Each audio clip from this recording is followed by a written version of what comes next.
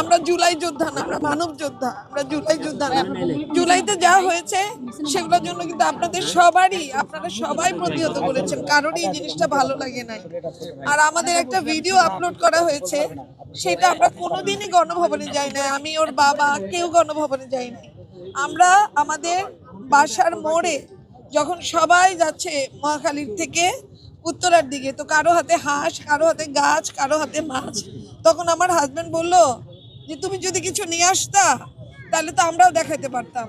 তা আমার হাতে ছিল একটা শ্রীলেদার্সের ব্যাগ, আমি বলছি এই যে আমার একটা ব্যাগ, আরেকটা চিরুনি নিয়ে বলছি এই যে একটা চিরুনি, এখন কে যেটা আপলোড করে দিছে এখন সবাই খালি লিখে যে আমরা গণভবনে চুরি করছি। আমাদের চুরি করার দরকার কি? চুরি করলে কি কেউ একটা এতটুকু ব্যাগ চুরি করে, একটা প্লাস্টিকের চিরুনি চুরি করে? তো দামি দামি জিনিস চুরি করবো, ওইটুকু কেন চুরি করবো? তো আমরা এগুলো করি নাই।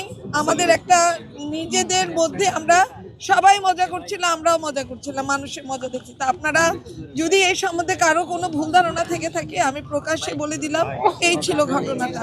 আর আমাদেরকে আপনারা অনেক ভালোবেসে, যে ভালোবাসা দিয়েছেন কারিনাকে, আপনারা সারা জীবন যতদিন কারিনা তার কাজের মধ্যে বেঁচে থাকবে, কারিনার জন্য দোয়া করবেন, কারিনার জন্য দোয়া করবেন, কারিনার জন্য দোয়া করবেন, এই আমার প্রার্থনা।